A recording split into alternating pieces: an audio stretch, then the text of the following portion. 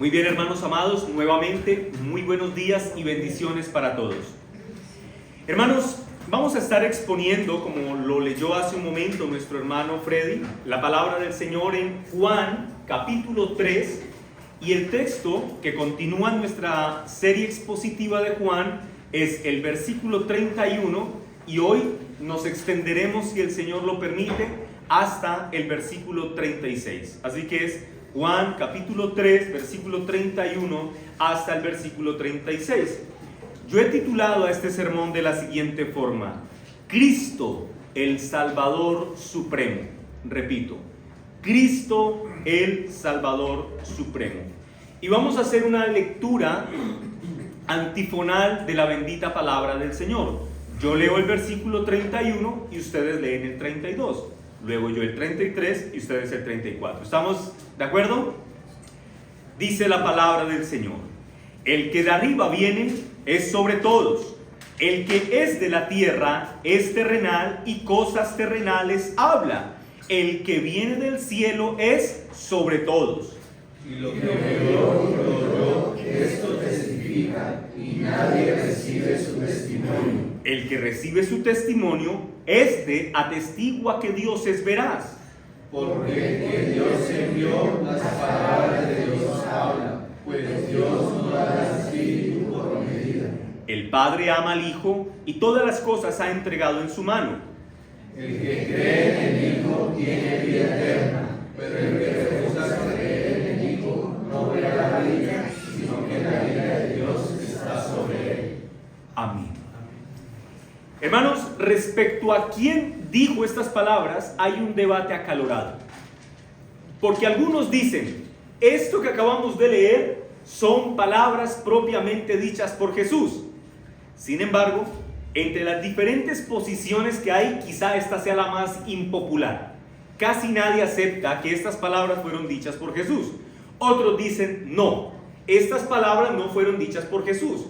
Como en la sección anterior, quien estaba hablando era Juan el Bautista, dando testimonio de Jesús y de su grandeza. Y luego en el versículo 30 dijo, es necesario que Él crezca, pero que yo mengüe. Algunos han dicho no. Estas palabras que leímos son una extensión del discurso de Juan el Bautista. No obstante, mis hermanos, el contexto nos obliga a concluir que en efecto tampoco esto lo dijo Juan el Bautista. Entonces, ¿quién dijo lo que acabamos de leer? Es evidente, mis hermanos, por su contexto, que estas palabras representan una reflexión personal de Juan el Evangelista, el que escribió el Evangelio de Juan. Es decir, Juan ha tomado todo lo que ha dicho desde el capítulo 2 en su parte final y todo lo que ha dicho en el capítulo 3, y aquí en los versículos 31 hasta el 36 va a darnos algo así como una conclusión final de todo lo que ha venido argumentando, de todo lo que él ha venido diciendo. Es como si después de que él haya descrito los acontecimientos en relación a la necesidad que una persona tiene de nacer de nuevo, y después de mostrar a Cristo como el único camino de salvación para los hombres, y después de retomar el testimonio de Juan el Bautista sobre la necesidad de que los hombres vayan a Cristo, ahora Juan el Evangelista decide tomarse un espacio final en su exposición del capítulo 3 para tratar de argumentar sobre la naturaleza divina de Cristo una vez más. Si ustedes lo piensan bien, ¿cuál es el mensaje que Juan el Evangelista está desarrollando en este texto? Porque, hermanos, es importante entender cuál es la intención del autor. Esencialmente, Juan el Evangelista, en los versículos 31 hasta el 36, tiene como propósito, y este es el punto esencial, hermanos, exaltar la soberanía y la supremacía de Cristo, recalcando que solo Cristo es capaz de salvar a los pecadores de las consecuencias de su desobediencia. Juan va a presentarnos a Cristo como aquel que es superior, grande, que es sobre todos, como ha dicho en su texto, y mostrándonos esa grandeza nos dirá, mira, solo aquel que es grande y superior tiene el poder de salvarnos. En otras palabras, en este escrito Juan va a tratar de argumentar para nosotros, sus lectores, una serie de razones importantes por las cuales, al mostrarnos a Cristo como superior, si tú eres un seguidor de Cristo, entonces deberías serle fiel. ¿Me hago entender? Juan va a mostrar a Cristo como muy grande y como muy superior. Y basado en esas razones, Juan tratará de decir entonces, como Él es eso tan superior, tú, si lo quieres seguir, debes serle fiel, debes serle obediente, debes serle leal hasta el último día de tu vida. Voy a tratar de explicar esto con un ejemplo terrenal, mis hermanos, guardando las diferencias en proporción. Piensen, por ejemplo, en usted cuando está buscando un empleo. Usted llena su hoja de vida y generalmente hay una sección en la hoja de vida en la que dice que usted debe poner una referencia personal. Usted seguramente va a poner a una persona que pueda dar una buena referencia de usted. Ahora, piensen en el empleador. Llama y pregunta, ¿tú conoces a Giancarlo? Sí, lo conozco. ¿Qué tal es esa persona? Si yo lo conozco y lo quiero referenciar bien, yo voy a decir, mira, lo conozco hace muchos años, es una persona muy esforzada, es una persona honesta, es una persona colaboradora, es una persona que trabaja de forma excelente y es muy honrado. O sea que si tú quieres algo bueno en tu empresa, definitivamente tienes que contratar a este mi amigo llamado Giancarlo. Conservando, mis hermanos, las debidas diferencias en términos de proporción, Juan en esta reflexión final está tratando de hacer algo parecido, tratando de presentarnos a Cristo como la persona más gloriosa que existe en el universo, tratando de decirnos a los seguidores de Cristo que si nosotros queremos algo bueno en nuestras vidas, entonces debemos seguir fielmente a ese Cristo. ¿Me hago entender? Si tú quieres algo importante, bueno, perdurable y positivo en tu vida, entonces sigue a Cristo, a este Señor Supremo de quien yo te voy a hablar en este texto. Es básicamente lo que Juan está diciendo. Podríamos parafrasear las intenciones de Juan en este texto de la siguiente manera. Juan diría lo siguiente: mira, el Cristo de quien te estoy escribiendo es tan grande, es tan poderoso, es tan soberano, está tan íntimamente unido con el Dios Padre y es tan celestial que si tú quieres algo bueno en tu vida, entonces debes seguirlo a Él, cueste lo que cueste. Pero escúchame bien, Juan en este mismo texto dirá que si tú quieres bien para tu vida, debes seguirlo. Pero también advertirá lo que ocurre cuando decides rechazar seguir a Cristo. Porque cuando tú rechazas a Cristo, no solamente no vas a disfrutar de los beneficios de estar unido a Él, sino que también, Juan lo dirá en este texto y lo vamos a ver en un momento, vas a experimentar eternamente la ausencia de la misericordia y el amor de Dios, que Juan lo expresa de la siguiente forma: como la ira de Dios. El que rechaza a Cristo, Juan dice, ese experimentará eternamente la presencia de Dios, pero manifestada en su ira. Con eso en mente, hermanos, yo quiero que ustedes entiendan que de lo que vamos a hablar en esta mañana es algo muy importante.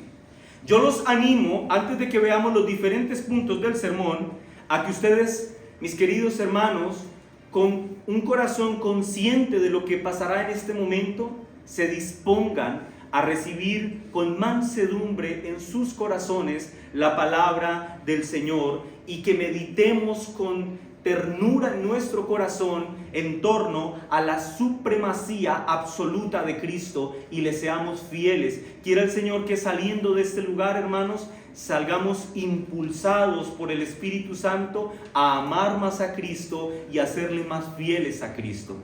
Dicho esto, hermanos, el primer punto que Juan toca en este texto para hablar de la supremacía de Cristo se encuentra en el versículo 31. Y el punto que Juan muestra aquí es el siguiente: que Jesús es supremo porque Jesús es de origen celestial. Lo repito, Jesús es supremo porque Jesús es de origen celestial. Lean conmigo Juan capítulo 3, versículo 31. Dice la palabra del Señor: el que de arriba viene es sobre todos, El que es de la tierra, pues es terrenal y cosas terrenales habla. Pero luego nota lo que dice: el que viene ¿de dónde? Del cielo es sobre todos. Indudablemente, mis hermanos, el propósito de Juan en este texto es señalar para nosotros, sus lectores, la procedencia divina de Cristo, de Jesucristo, que entre otras cosas, mis hermanos, es el tema predilecto de Juan en este evangelio. Ustedes, los que llevan tiempo en la iglesia, notarán que Juan todo el tiempo está llevándonos al mismo punto. Jesús es de origen divino, Jesús es Dios, Jesús conoce el corazón de los hombres. ¿Por qué? Porque Él en sí mismo es Dios. Todo el tiempo quiere recordarnos esto. De hecho, en Juan capítulo 20, Juan mismo dice cuál es el propósito de su escrito. ¿Y cuál es su escrito? Que las personas reconozcan que Jesús es el Cristo, para que creyendo en su nombre, ¿qué tengan? ¿Qué reciban?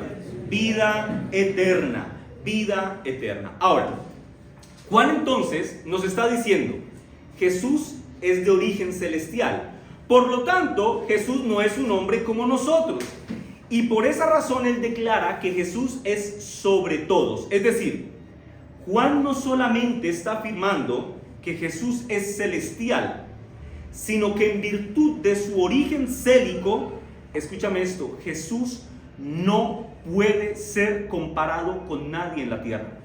Jesús no tiene igual. Jesús no tiene con quien se le equipare. Jesús no es como Buda o Mahoma. Jesús, mis hermanos, es inigualable, porque solo Jesús es de origen celestial. Solo Él es el que viene de arriba, es lo que Juan está diciendo. De hecho, noten que Juan va a contrastar la grandeza de Jesús con algo que es terrenal. Dice: el que es de la tierra es ¿qué? Terrenal. Y entonces, ¿qué cosas habla? Pues cosas terrenales. Ahora, remitiéndonos al contexto de nuestro texto, cuando Juan habla de lo terrenal, aquí Juan está teniendo en mente lo que acaba de decir, y es el testimonio de Juan el Bautista. Juan está diciendo: mira, a diferencia de Juan el Bautista, Jesús es celestial. ¿Y por qué es importante que Juan hiciera esta aclaración? Porque como lo vimos en el sermón anterior, era evidente que para algunos de los discípulos de Juan el Bautista era el Mesías. Pero el mismo Bautista les tiene que repetir: yo ya les dije, yo no soy el Mesías. Solamente soy aquel que vendría delante de él, y ustedes deben seguir al Mesías. Ahora, cuando Juan dice que la enseñanza del Bautista es terrenal, y esto es una aclaración importante, no está diciendo que la enseñanza sea falsa o que no sea importante. Solamente está diciendo que aunque lo que dice es verdadero, Juan es un hombre nacido aquí, como entre nosotros, de una forma natural, terrenal. Y lo que quiere hacer Juan el Evangelista es hacer un serio contraste, y esto es muy importante, hermanos, entre Cristo y Juan el Bautista, para demostrar una cosa, y escúchame con mucha atención esto, que Jesús es superior a Juan el Bautista. Y ustedes pueden decir: pues sí, eso es evidente. Pero esto es muy importante, hermanos, porque Juan el Bautista no es cualquier hombre. Juan el Bautista era el más grande de los hombres. ¿Recuerda lo que dijo el Señor Jesús en Lucas capítulo 28? Hablando de Juan el Bautista, dijo: os digo que entre los nacidos de mujer no hay mayor profeta que Juan el Bautista. Juan era el más grande de todos los hombres. Juan el Bautista era el más grande. Y aquí en este texto, Juan el Evangelista, inspirado por el Espíritu Santo, dijo: pero escúchame, ni siquiera él puede ser comparado con Jesús. Nota esto: Juan quiere mostrar la supremacía de Jesús de una forma tan evidente al contrastar a Jesús con el más grande de los profetas. Y dice: ni siquiera el más grande entre ustedes puede ser equiparado con este Mesías glorioso a quien yo he presentado en este evangelio.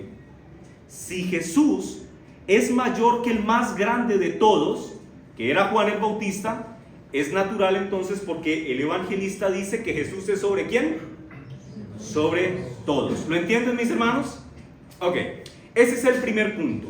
Entonces aquí tenemos un punto a considerar. Creyente, medita en la supremacía de Cristo porque Él es de origen celestial. Él procede del cielo y por eso es supremo.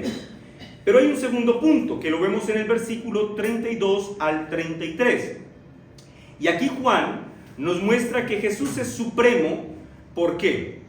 Porque Jesús da testimonio puro y su testimonio debe ser creído por todos los hombres. Lee conmigo el versículo 32 en adelante. Y lo que vio y oyó, ¿quién? Jesús, el que viene de arriba, ¿cierto? Y lo que vio y oyó, esto testifica, y nadie recibe su testimonio. El que recibe su testimonio, este atestigua que Dios es veraz. A ver, mis hermanos, ¿qué está diciendo Juan acá? Él ha dicho, mira, ya que Jesús es de origen divino, lo que habla no es terrenal. El que es de la tierra, como Juan el Bautista, habla cosas terrenales. Pero como Jesús procede del cielo, escúchame, su testimonio es celestial. Más adelante, en el capítulo 12 de este mismo libro, en el versículo 49, la palabra del Señor dice, el Señor Jesús mismo dice, porque yo no he hablado por mi propia cuenta. El Padre que me envió, Él me dio mandamiento de lo que he de decir y de lo que he de hablar. El testimonio de Jesús, mis hermanos, es puro porque el testimonio que Jesús está dando de sí mismo y de la gloria del Padre no se lo inventó un día por la mañana, lo recibió del Dios Trino. Y escúchame lo que voy a decir acá. La pureza, y lo que voy a tocar acá, mis hermanos, es un aspecto teológico y les pido estén muy atentos. Lo que significa esto es que la pureza del testimonio de Cristo se basa en una teología trinitaria. En otras palabras, el Hijo, dentro de la economía de la Trinidad, voluntariamente se ha sujetado a la autoridad del Padre y habla las palabras del Padre. El Padre, cuando hablo de economía, mis hermanos, para que nadie se pierda en el concepto, es un término de función. Eso es una economía. ¿Qué hace cada quien? En la economía de la Trinidad, ¿qué hace el Padre? El Padre envía. ¿Qué hace el Hijo en esta economía? El Hijo viene y hace la voluntad del Padre. Y el Espíritu Santo aplica la obra de redención alcanzada por el Hijo.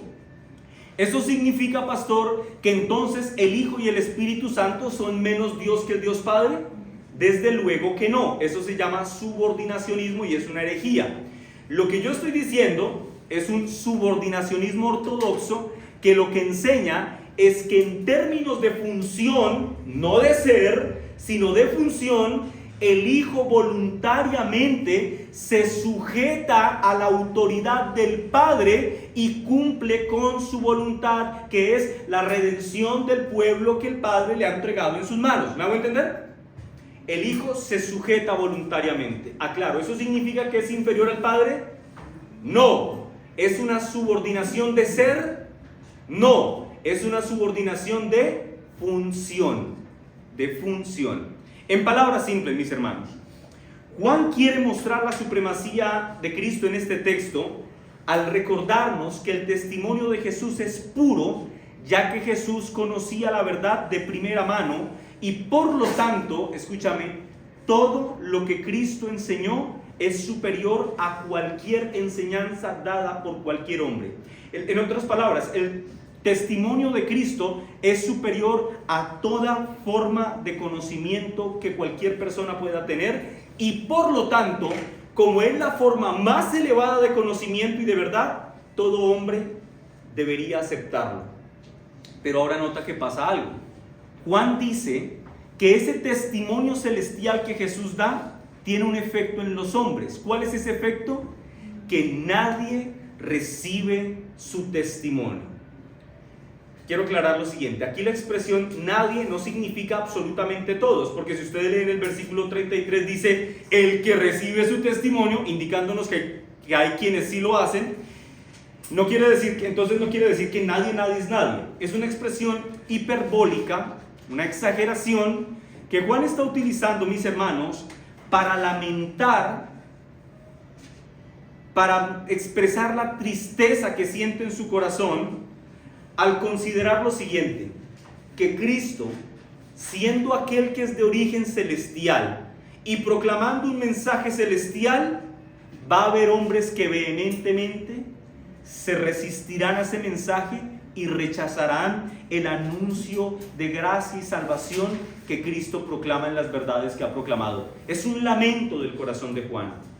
Repito, esto no quiere decir que absolutamente todos lo van a rechazar. En realidad, lo que indica este texto es una referencia a lo que hará el incrédulo en relación al mensaje de salvación. Un incrédulo puede entender intelectualmente el llamado al arrepentimiento, puede asentir las verdades del Evangelio, pero eso no significa que pueda creerlas. Porque el creer, mis hermanos, es una obra que surge de nuestro corazón cuando ha sido tocado por el Espíritu Santo.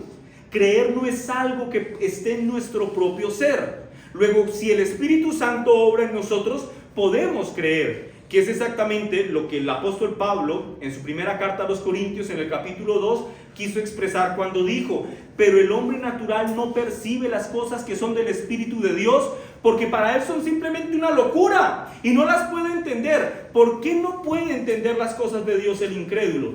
Pablo dice: porque estas han de discernirse espiritualmente. Y pregunto, ¿cuál es la condición espiritual del incrédulo? Muerto en delitos y pecados. Por esa razón, el anuncio del Evangelio le resbala, le pasa por un lado, le parece aburrido. Pablo dice, es una locura para él. Por eso el incrédulo menosprecia el anuncio del Evangelio, lo rechaza, denigra de la gracia de Dios. Mira, yo he encontrado personas que me han dicho: mira, a mí me gusta, sí, las cosas de Dios, pero la predicación debe ser más cortita, eso es muy largo.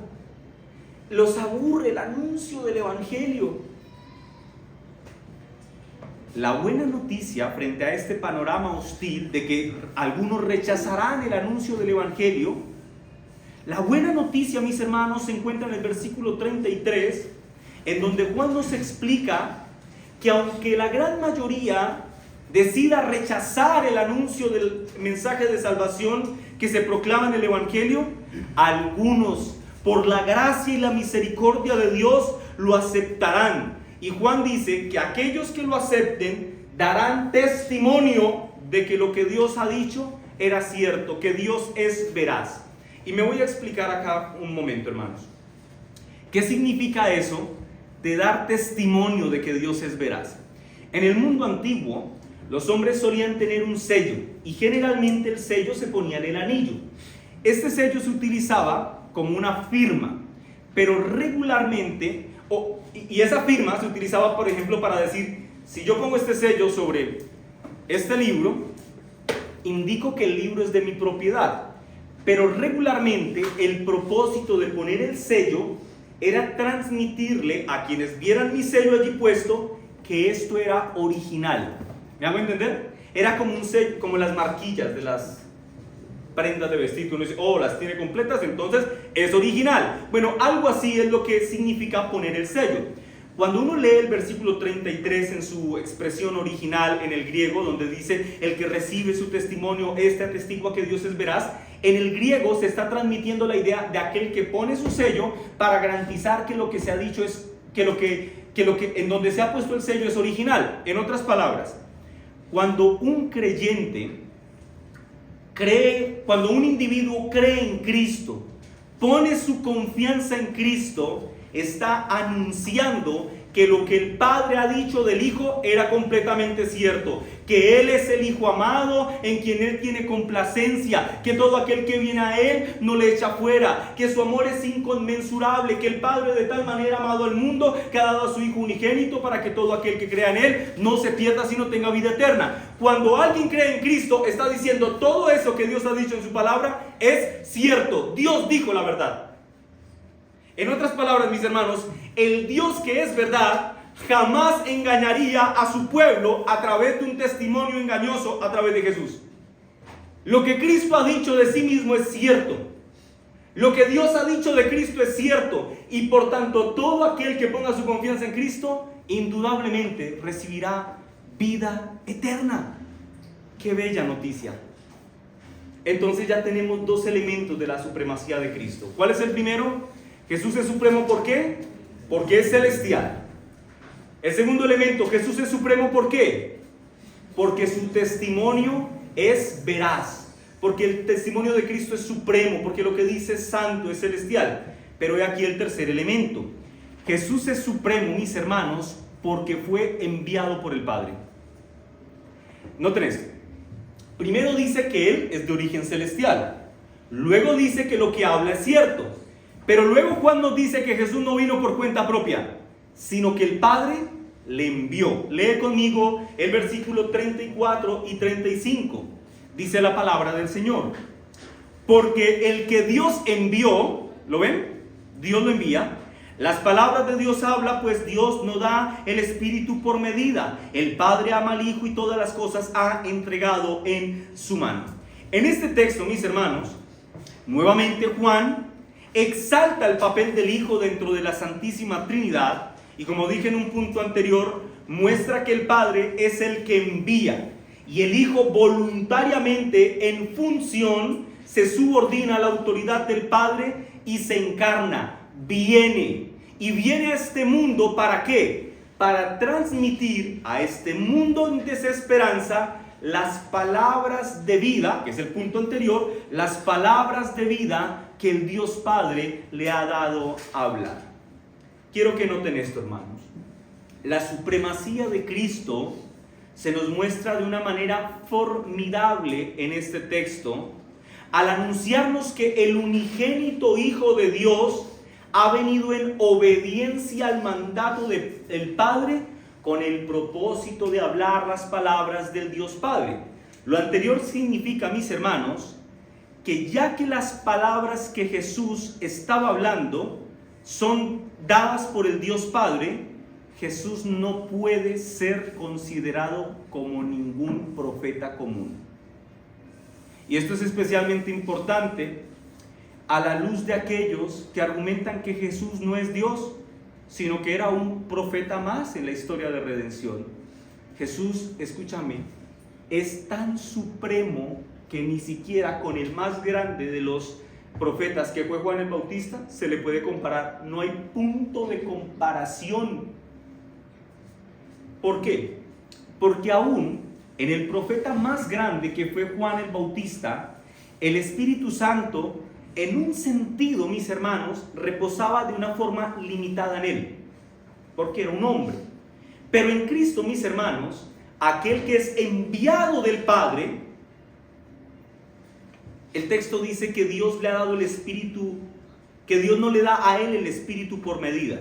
Es decir, que entre el Padre y el Hijo hay una comunión tan perfecta que por lo tanto no hay límites al poder del Espíritu Santo en Cristo, pues como dice su propia palabra, en Cristo habita toda la plenitud de la deidad. Él es plenamente Dios, por tanto la totalidad del Espíritu de Dios reside en él, no como en los profetas. ¿Me hago entender, mis hermanos?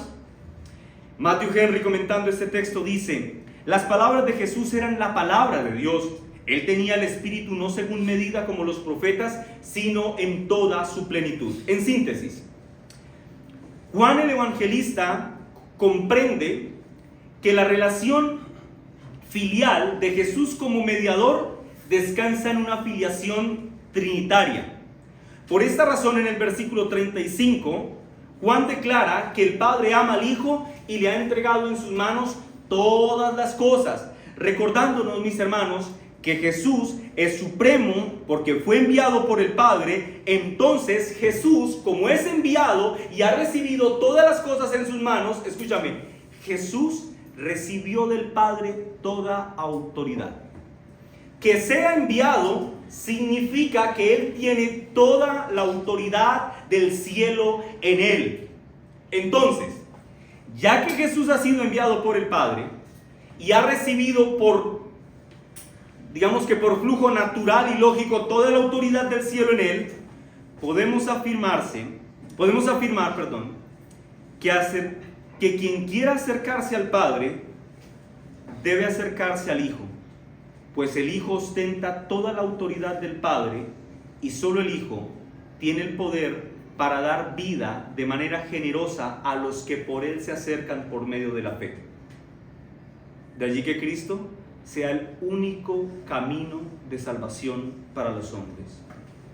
Si tú fueras el dueño de la empresa que está tratando de contratar a la mejor persona posible y te encontraras con las mejores referencias que se puedan dar de un ser humano, dime, ¿te sentirías o no atraído a contratar a esa persona? Desde luego, tendrías un interés por lo menos de entrevistarlo personalmente y de conocerlo o de ponerlo en un periodo de prueba y ver qué tan diligente puede ser. Así pues, guardando las debidas proporciones, en este texto Juan nos ha dado testimonio a los discípulos de Cristo en relación a la supremacía y la preeminencia de Cristo, con el propósito de que si tú quieres algo bueno en tu vida, entonces te aferres a este Cristo glorioso de quien Juan ha hablado. ¿Quieres que algo bueno haya en tu vida? Aférrate a Cristo. Aférrate a estar unido a este increíble e inigualable Señor de quien Juan está hablando en este texto. Hermano que me escuchas, yo de verdad espero, mientras preparaba este sermón, yo decía: Señor, usa la explicación de estos versículos para dar fuerza al corazón del creyente. Porque yo sé que muchos hemos pasado por circunstancias adversas, por circunstancias dolorosas, que fatigan nuestros corazones. Muchos de nuestra iglesia local, por ejemplo, incluso todavía un gran número, padece de alguna enfermedad que les impide congregarse.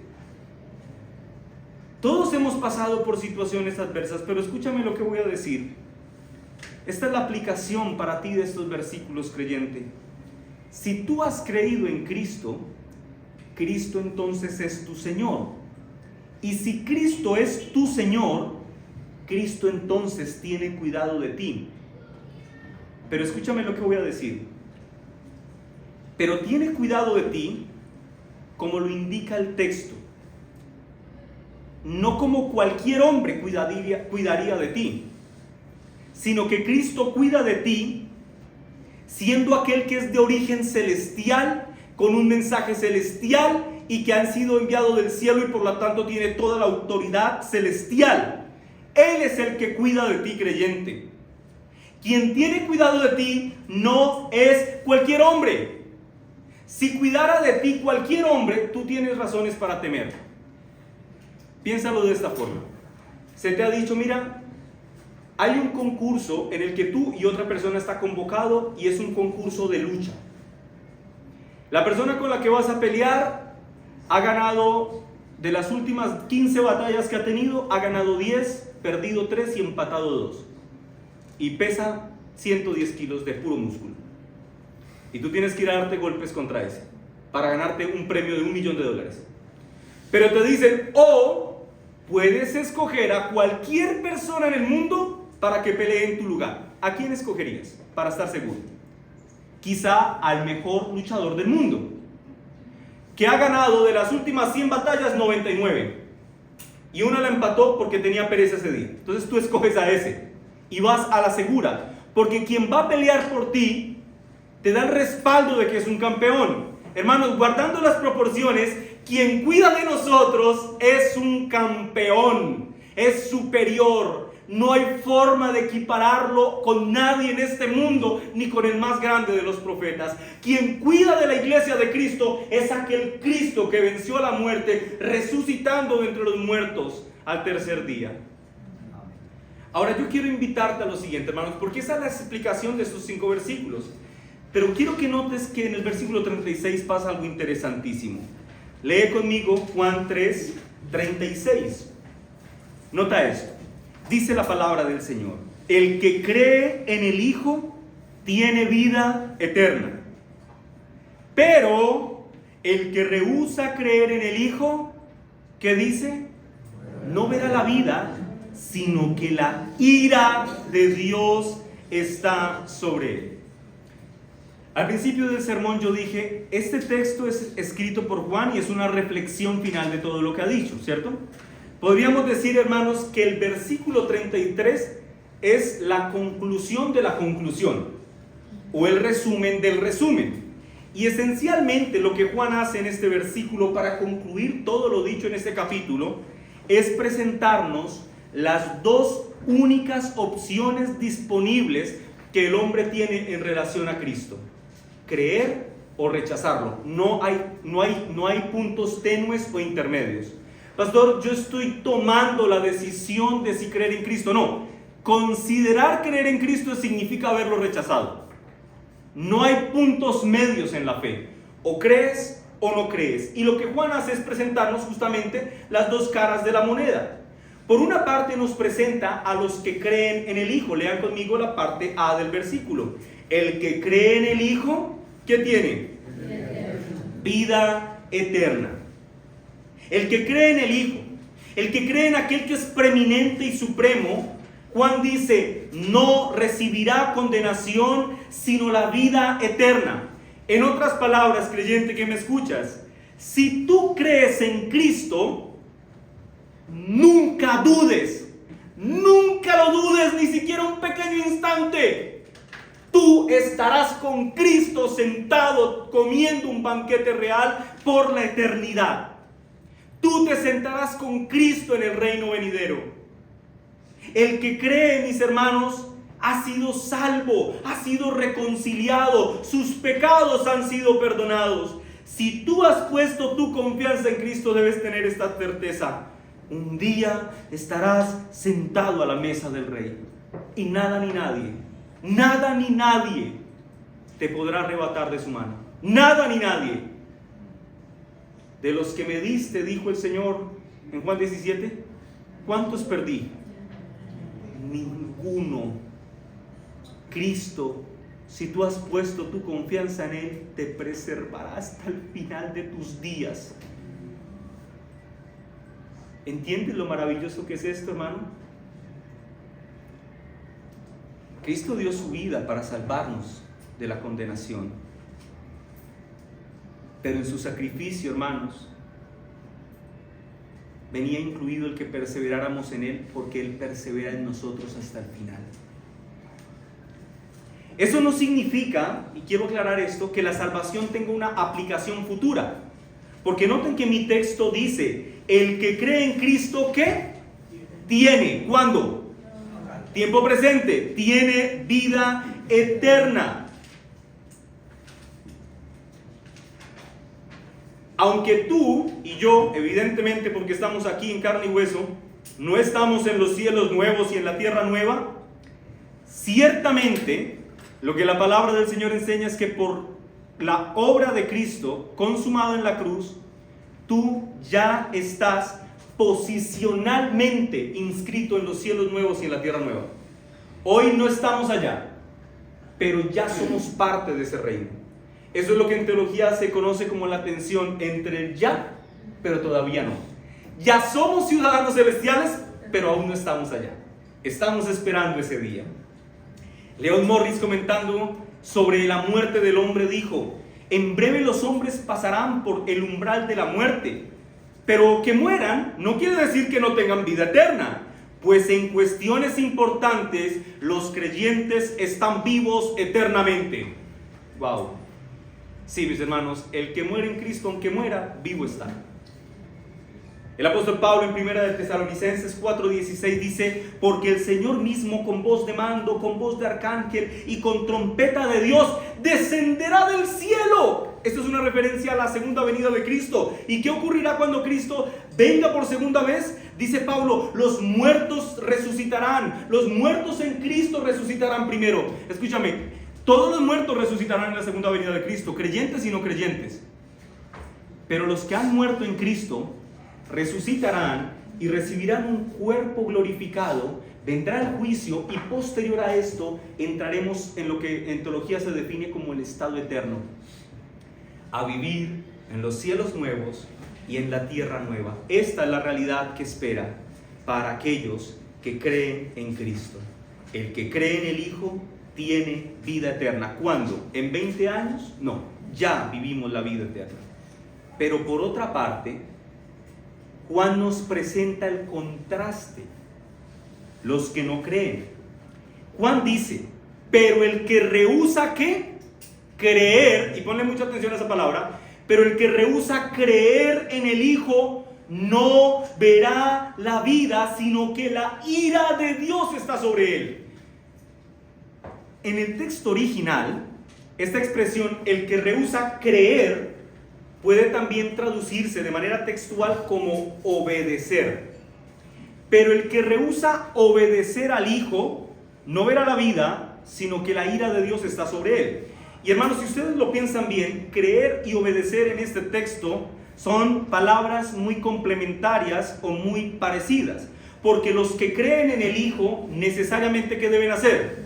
Obedecer al Hijo, ¿sí? De hecho, en la gramática griega de este texto, la expresión creer u obedecer, este verbo, aparece como un participio presente, reflejando que los creyentes no hay un momento en el que creemos y ya dejamos de creer. No, creemos para siempre en Cristo y obedecemos un día y otro no. No, la vida del creyente es una vida de constante obediencia al Señor. ¿Hasta cuándo? Por toda la eternidad, mis hermanos. Porque aun cuando muramos, iremos a la presencia del Señor y allí seguiremos obedeciendo, indicándonos con esta, mis hermanos, y escúchame esto con mucha atención, que la fe y la conducta, la fe y la práctica, la fe y los actos, mis hermanos, son dos expresiones que en la vida cristiana van así, cogiditas de la mano. Porque recuerda lo que Santiago dijo, inspirado por el Espíritu Santo, que una fe sin obras es ¿qué? Muerta. Pastor, ¿eso significa que yo por las buenas obras me voy a salvar? No, porque la palabra del Señor enseña claramente que por las obras de la ley ningún hombre será salvo, dijo Pablo escribiéndole a los Gálatas. Lo que significa es que si tú has creído en Cristo, tú debes vivir obedeciendo en Cristo. Y el punto de Juan en este texto entonces es el siguiente: que aquellos que no tengan fe en Cristo, o aquellos, escuchen, que dicen que tienen fe en Cristo, pero no pueden demostrar su fe por medio de su vida obediente a Cristo, ellos no recibirán la vida eterna. En otras palabras, la desobediencia a Cristo impedirá que el desobediente entre por las puertas del reino celestial. O dicho de otra forma, el incrédulo y desobediente no experimentará jamás los goces y los deleites de estar unido a Cristo por la fe. Y eso ya es una tragedia. Pero hermanos, escucha que esto se pone más terrorífico. Porque Juan dice que no solamente no va a disfrutar de la comunión con Cristo por ser un incrédulo desobediente, sino que además, como consecuencia de esa incredulidad y como consecuencia de su desobediencia a Cristo, la ira de Dios estará sobre él. Esta es la aterradora realidad de todo hombre y mujer que vive y muere sin poner su confianza en Cristo. Pero no solo esto. El texto nos advierte que esta es la realidad de todos aquellos que creen, pero no viven conforme a la palabra del Señor. Tú puedes decir que eres un creyente y que eres un gran hijo de Dios, pero si tu vida no puede demostrar por tus hechos de obediencia a Cristo que tú realmente le amas, entonces tú no has creído. ¿Me hago entender? Y hermanos, y yo no quiero con esto venderles un temor injustificado a sus conciencias, porque ustedes dirán: pastor, pero yo he pecado, o sea que yo no soy un creyente. No, o sea, todos los creyentes pecamos, esa es nuestra realidad. Pero una cosa es pecar y otra cosa es vivir cómodo con el pecado. Una cosa es fallar y tener un momento de debilidad, un momento de ira, un momento de enojo, un momento de lo que sea. Y otra cosa, mis hermanos, es estar cómodo y deleitado con el pecado. Pero yo soy creyente. ¿Por qué? Porque yo creo en Cristo. ¿Tu vida demuestra esto? Pues la verdad es que estoy muy cómodo con el pecado, pero sí, yo soy creyente. No.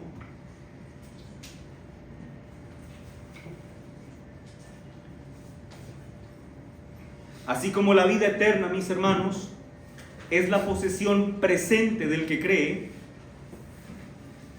la condenación es también la posesión presente del incrédulo desobediente. ¿Lo entiendes? Yo les dije que esto se iba a poner más terrorífico. Y yo quiero pedirte que a lo que voy a decir a continuación tú abras tus oídos y prestes mucha atención. La consecuencia final que experimentará todo hombre que se niegue a aceptar el amor inconmensurable del Dios Padre en Cristo será que ese individuo experimentará eternamente la ira de Dios en el lago de fuego. Eso es lo que va a ocurrir. Y muy poco se quiere hablar de la ira de Dios en nuestros días.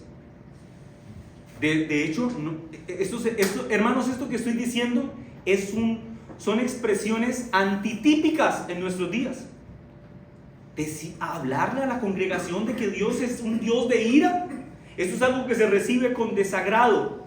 Y muchos, no pudiendo negar lo que la Biblia dice, y es que Dios es fuego consumidor, entonces tratan de edulcorar o de suavizar el concepto, pues les parece que decir que Dios puede airarse es un concepto que de pronto va en detrimento al carácter moral de Dios.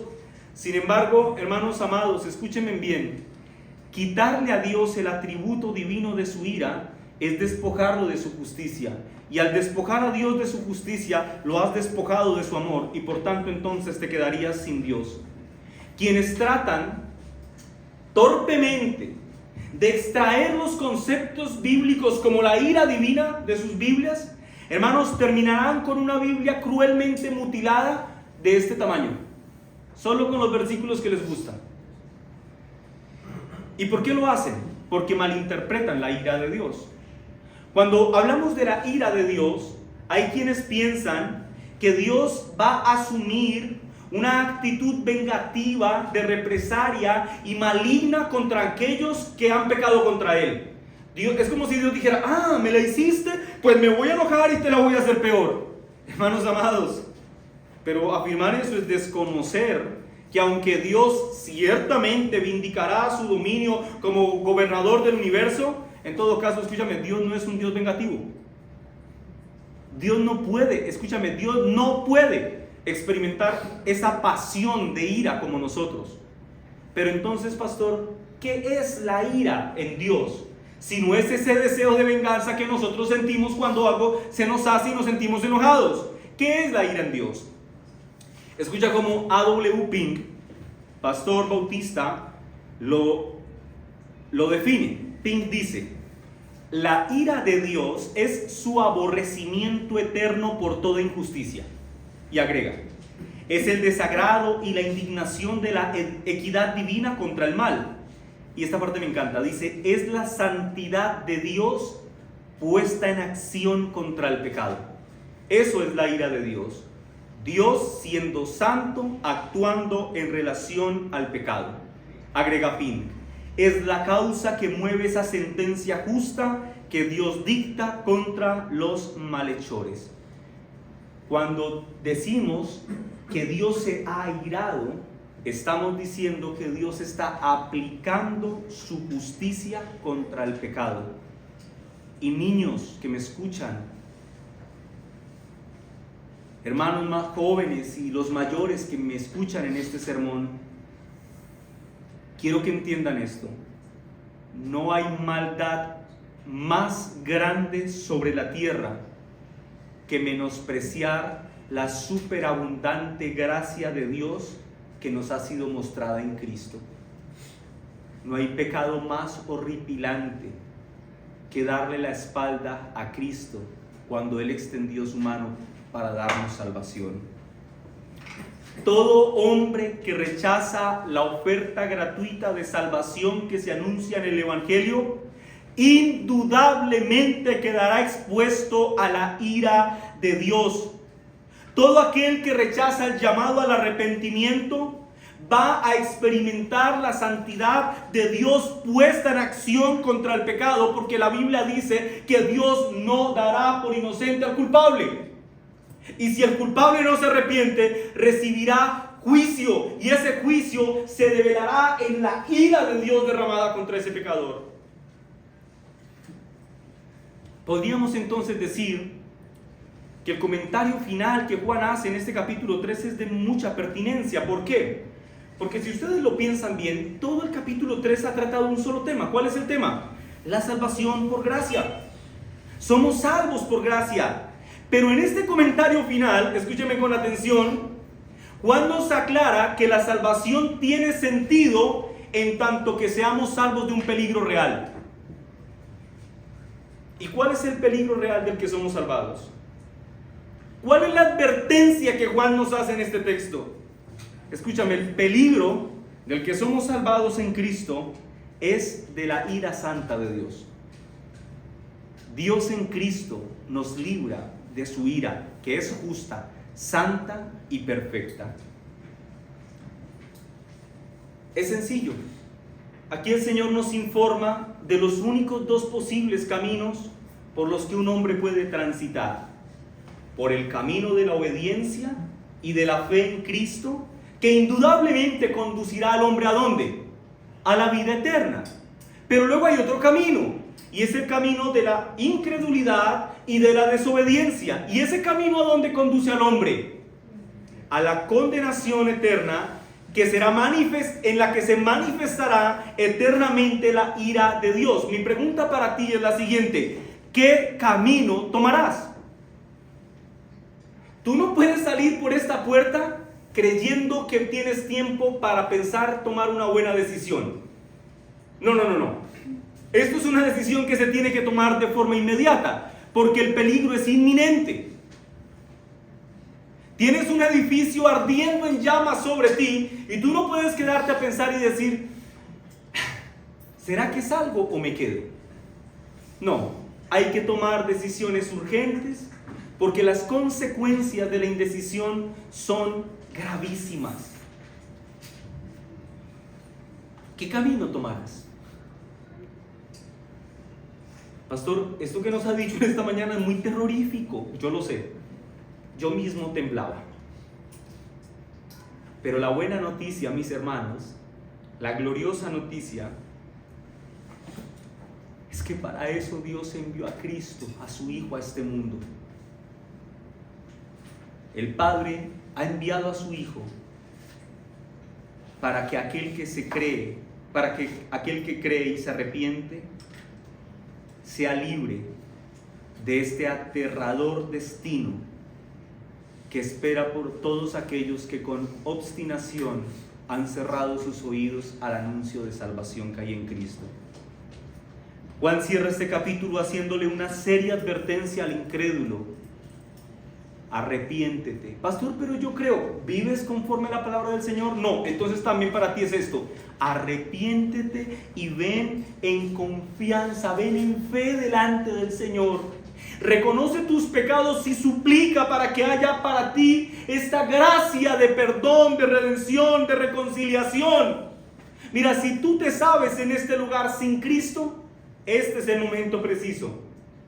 No hay otro. Este es el momento preciso para que tú vengas en arrepentimiento y fe delante del Señor. Pastor, pero ¿y si yo he creído ya en Cristo?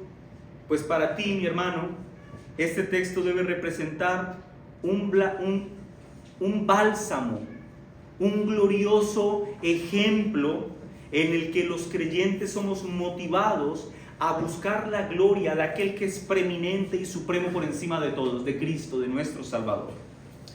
En conclusión, Juan termina esta unidad de pensamiento de una forma hermosa y de manera muy clara. En esta parte del texto nos enseña que quienes reciben al Hijo con una fe viva y permanente tendrán vida eterna, pero que quienes desobedecen y no creen al Hijo deben esperar la ira de Dios. Y yo quiero finalizar, hermanos, este sermón en los siguientes minutos haciendo una breve reflexión sobre lo importante que es el hecho de que meditemos continuamente en la ira de Dios.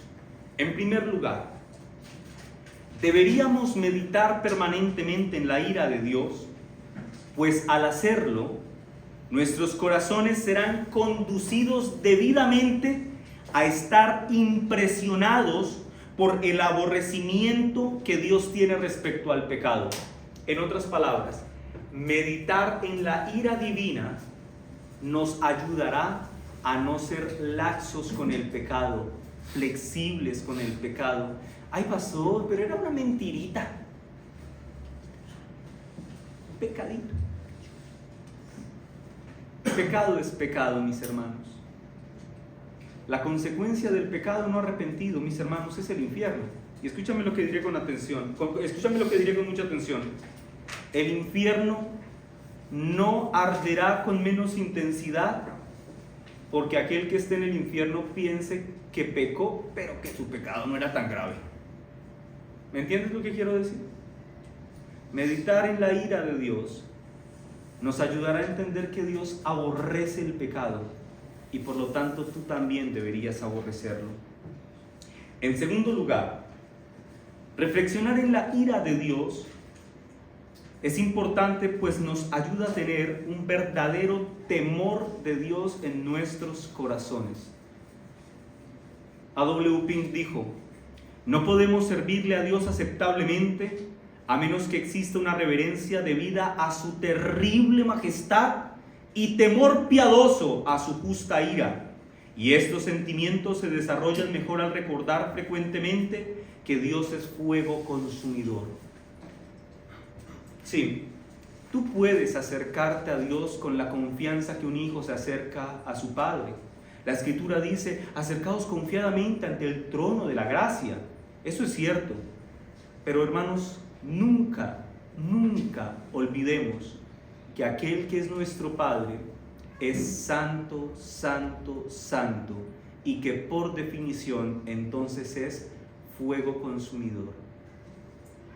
No te acerques con irreverencia, no te acerques cargado de pecados si no te has arrepentido. Si has pecado, todos hemos pecado, ¿cierto?